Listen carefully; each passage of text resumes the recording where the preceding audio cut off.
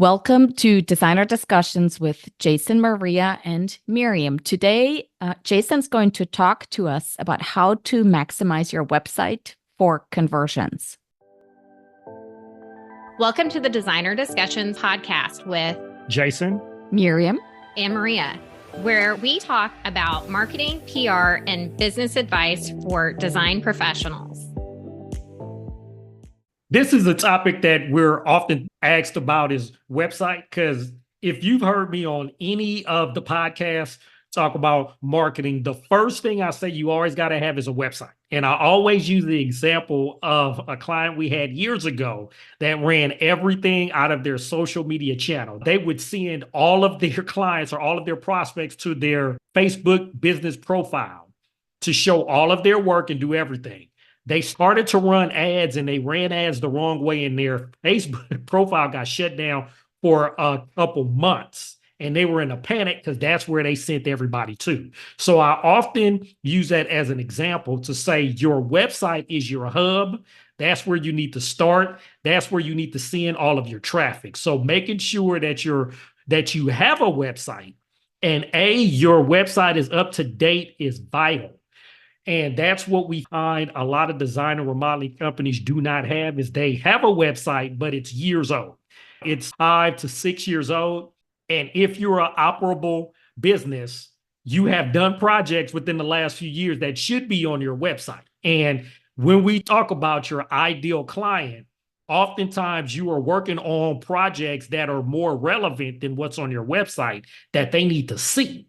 And so making sure that you have the up-to-date images and projects on your website is vital. So that's the first thing I want to talk about in terms of conversions on your website, making sure that you have up-to-date information. I'm going to always head back to know who your ideal client avatar is so you can create content that is relevant for them. Because once you know the client avatar, now the content that's on your website, you can make sure it's relevant for your end user and you can change it accordingly. And you can match the projects around your ideal client accordingly as well. So making sure your site is up to date is first and foremost. Okay. Next, having the basic elements in the above the fold area. Above the fold means when you head into a website, what the end user sees before they have to scroll. So the main elements you need to have is your name, all of the contact information in terms of a number. So you need to have a clickable number. You need to have the navigation in there. You need to have some type of CTA, call to action, what you want them to do, whether it's to contact you, whether it's to get a free quote, whether it's to sign up for your newsletter, whatever your CTA is for you, you need to have that in the above the fold area and some type of wow image that showcases what you do, whether it's bath remodeling, whether it's kitchen remodeling, whether it's whole house remodeling, whether it's interior design, whatever it is for you, you need to have one image that speaks 1,000 words that shows exactly what you do. Normally, that's a newer project. That's why I also said I'm referencing back to what I said earlier, having up-to-date projects is vital. So if you had a project you did 5 years ago that you have on your website, look at your projects that you've done within the last year to see if any of those are more representative of your company now and switch it out. That's all. Just switch it out. Okay. So those are the main elements you want to have. You want to also look at making sure you have authoritative logos that show who you are, whether that be if you're in the ASID, the NKBA, the NARI, the AIA, whatever those are, have those logos on your site, whether it's the BBB or whatever it is for you. Those are logos that show trust in the end user that you are a real business. If you've done any type of media, if you've done any type of PR, have those logos on there as well. Okay. One of the other things you want to have testimonials.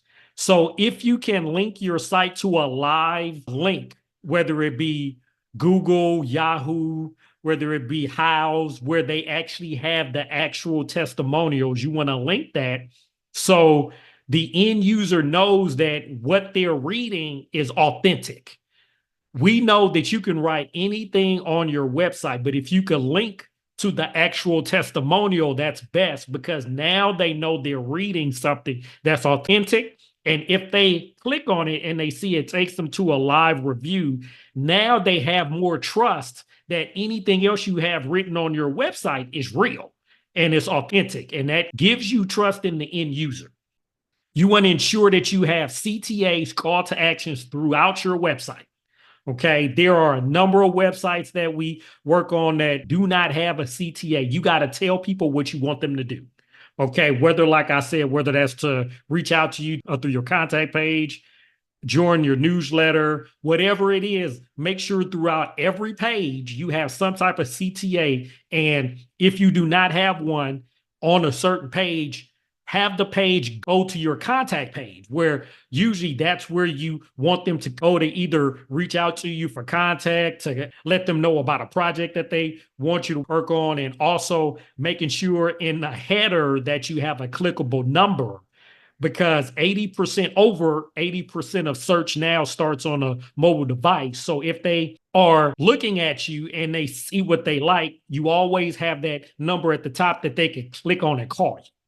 We have done numerous tests that have proven by having your number at the top and making it clickable increases conversion substantially. Okay, so making sure you have a clickable number at the top, not in the footer, but at the top, makes it easy for individuals, for end users and homeowners to reach out and contact you.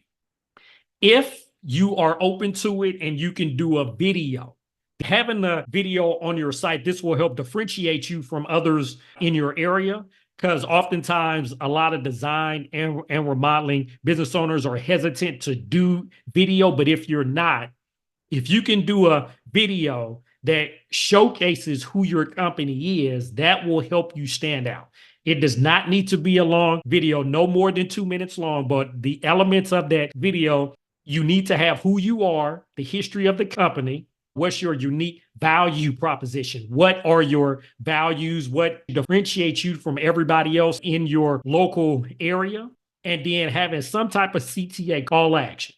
So that's basically all you need in the video. It does not need to be long. Like I said, no longer than 2 minutes. But by having this information, the end user or the homeowner now understands who you are. If they are in the right place, they can now connect with you on a different level as opposed to reading text. They now have a video on either you as the owner or one of your employees that can help to show who you are as a company and what your values is and what differentiates you from everybody else. And so that helps you a lot. Okay. So having that on there helps, and making sure your site is optimized for mobile devices. If you haven't done any optimization or any edits to your website within the last 4 or 5 years, 9 times out of 10, your website may not be optimized for a mobile device. And if you heard me earlier on, I had talked about over 80% of search starts on a mobile device. So you want to ensure that your site is optimized for mobile users, because 9 times out of 10, they're going to search you on their mobile device first.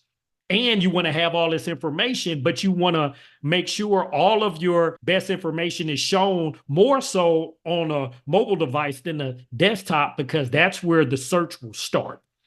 You want to ensure that you have some type of speed optimizer, or you've optimized your site for speed. I'll have in the show notes a link to a free site from Google where you could check the speed of your site. And you can have your site in there to see how fast it runs. If it's slower than about an 85, you want to check that. It's going to also have some options in there on how you can speed up the site. Oftentimes for design and remodeling companies, it's the images that will help slow it down. Check on that. But the faster your site loads, the better, because we've all been to websites where it loads slow. And after a while, we're just like, okay, we're just going to head to a competitor. You do not want that to happen to your website. So make sure your website loads fast. And like I said, I'm going to have a link for you to put your website in so you can check the speed of your site. You want to also do some type of audit on your site to see if there's any issues. Now, I'm not going to talk heavily on SEO because you may not have time to do all of that. but I'm going to have a site in there, GT metrics. I'll have that in the show notes as well. But have your website in there. It's going to show you everything that's right and wrong, and it's going to hand you a grade from A to F. If you're not at B or higher, look at what the suggestions are for enhancing your site so you can get to a B or higher, because that's going to affect site speed. That's going to affect the user experience, and that will lower your conversions. Like I had talked about at the start, I'm going to end with this same thing, making sure all the content is up to date and relevant, making sure you have all of the newer projects that you worked on within the last year or so that are relevant to your ideal client, that matches your brand voice. You heard us talk about that earlier, or you heard us talk about on last podcast episode. You heard us talk about brand voice. Make sure all of the images and the projects match your brand voice. And when you have all of that and all the other elements I had talked about, you're going to have a website that stands out from the competition, because I can almost guarantee you most of your competition are not doing a lot of these things because they don't have the time. I know you don't have the time either, but you need to find some time to make sure you can update your site to have these elements in there so you can increase conversions overall.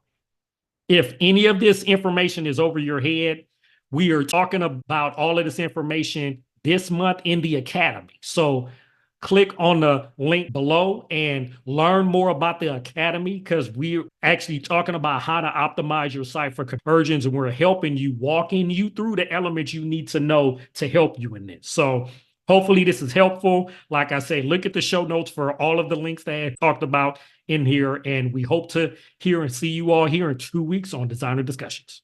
Did you know that your client learns 80% of what they will know about you before they ever contact you? Now imagine when your potential client searches for the perfect kitchen remodel. Will they find you or your competition? We can help you make sure it's you.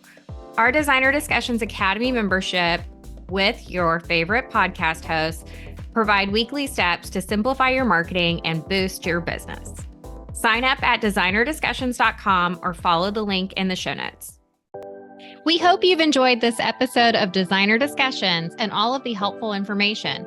Subscribe to our podcast, leave us a review, and share it with your friends. We look forward to having you back next week. For more information on the podcast and the marketing studio, visit designerdiscussions.com and follow us on social media.